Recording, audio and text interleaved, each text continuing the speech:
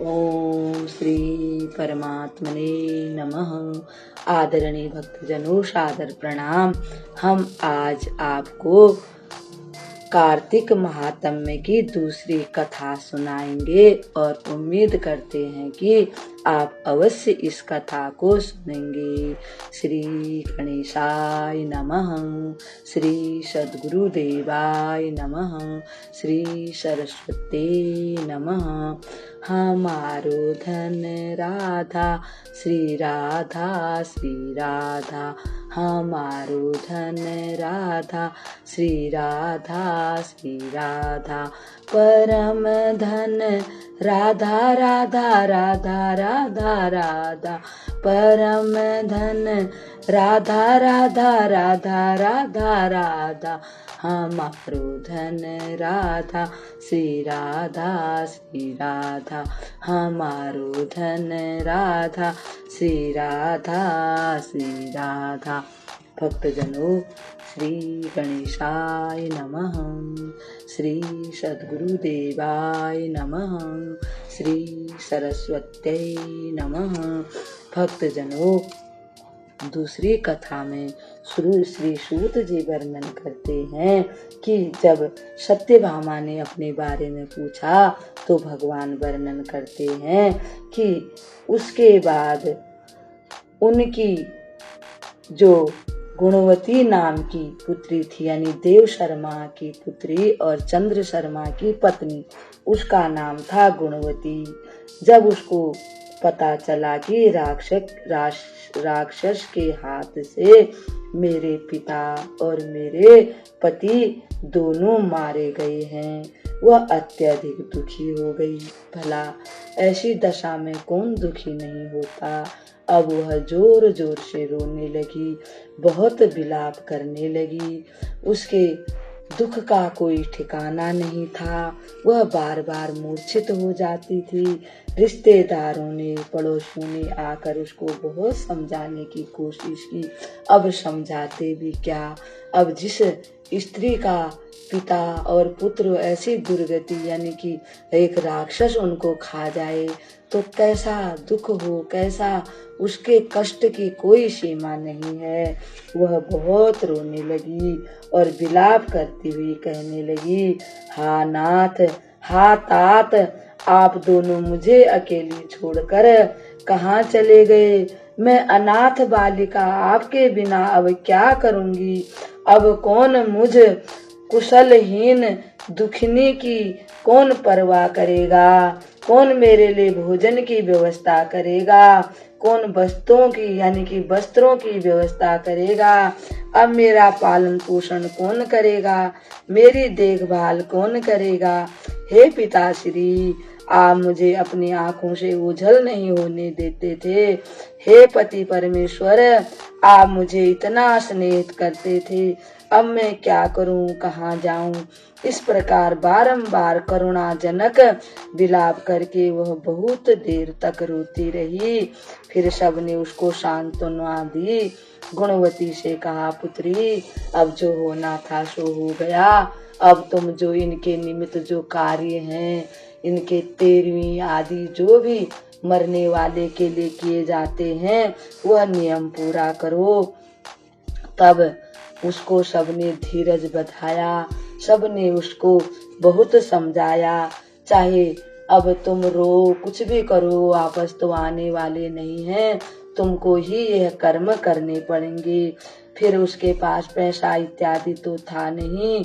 उसके घर में जो सामान था उसने उसी को बेच दिया और उसको बेचकर उसने ब्राह्मणों के अनुसार, जैसा जैसा ब्राह्मणों ने बताया, अपने पिता और पति का जो पारलौकिक कर्म था वह किया। यानी पहला, दूसरा, 13वीं आदि ब्राह्मण भोज, गोदान, ये सारे कार्य उसने किए। उसके बाद उसी के नगर के बाहर एक मंदिर था। अब वह शांत भाव से भगवान विष्णु के भजन में समय बिताने लगी। उसने अपने जीवन भर 2 व्रतों का विधि पूर्वक पालन किया। एक तो एकादशी का और दूसरा कार्तिक मास का। अब वह भली प्रकार से इन दोनों व्रतों का विधि विधान से पालन करने लगी। भगवान कहते हैं, प्रिय, ये 2 व्रत मुझे बहुत ही प्रिय हैं। ये पुण्य उत्पन्न करने वाले हैं, पुत्र और संपत्ति के दाता तथा भोग और मोक्ष प्रदान करने वाले हैं। जो मनुष्य कार्तिक में स्नान, जागरण, दीपदान और तुलसी वन का पालन करते हैं, यानी तुलसी लगाते हैं, उनको सींचते हैं, उनकी देखभाल करते हैं, वे साक्षात भगवान विष्णु के स्वरूप हो जाते हैं। जो लोग श्री विष्णु मंदिर में यानी कि झाड़ू बुहारी करते हैं, स्वस्तिक के बनाते हैं और भगवान विष्णु को की पूजा करते हैं, धूप दीप फल इत्यादि पत्रम पुष्पम फलम तोयम आदि से पूजा करते हैं, वे जीवन मुक्त हैं। जो कार्तिक में 3 दिन भी इस नियम का पालन करते हैं, वे देवताओं के लिए भी वंदनीय हैं, यानी देवता लोग भी उनकी पूजा वंदना, उनकी बड़ाई करते हैं। इस प्रकार गुणवती प्रतिवर्ष कार्तिक का व्रत किया करती थी। वह श्री विष्णु की परिचर्या में निरंतर लगी रहती थी, यानी उन्हीं का पूजन करती थी, उन्हीं का ध्यान करती थी।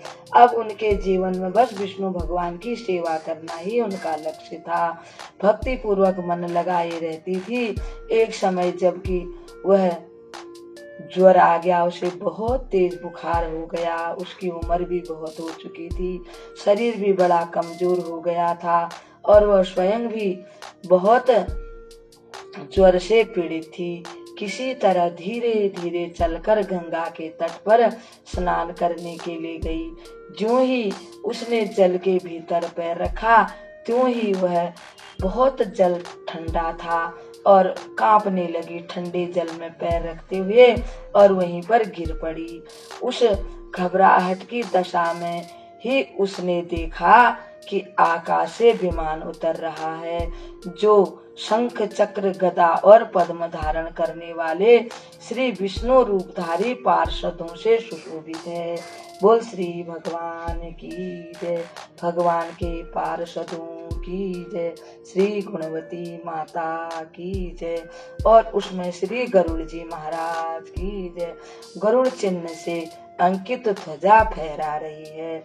विमान के निकट आने पर वह दिव्य रूप धारण करके उस पर बैठ गई। जैसे ही विमान उनके निकट पहुंचा तो भगवान की कृपा से वह दिव्य शरीर, उसका जो वह पहला शरीर था, उसमें से एक आत्मा सी निकली और दिव्य शरीर धारण कर लिया और वह गंगा जी में अपने आप ही वह शरीर प्रवाहित हो गया और उसमें बैठ गई।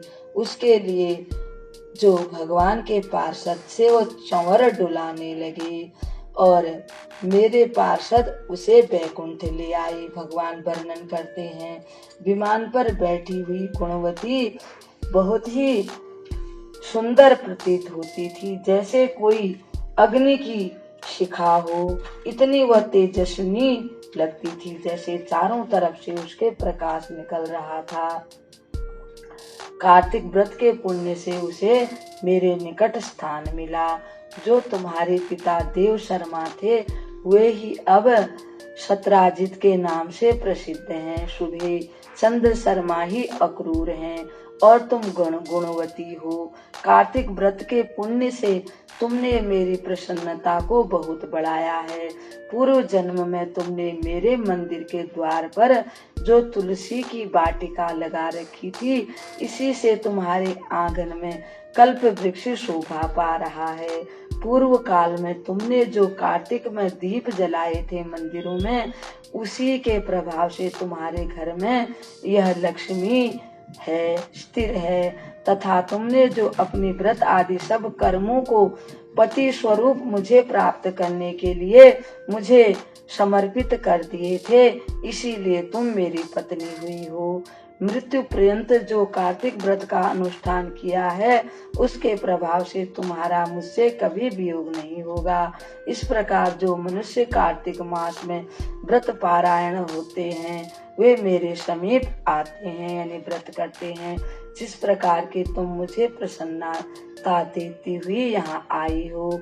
सूत जी कहते हैं, इस प्रकार जगत के स्वामी भगवान श्री कृष्ण के मुख से अपने पूर्व जन्म की पुण्यमय वैभव की बात सुनकर उस समय महारानी सत्यभामा को बड़ा हर्ष हुआ।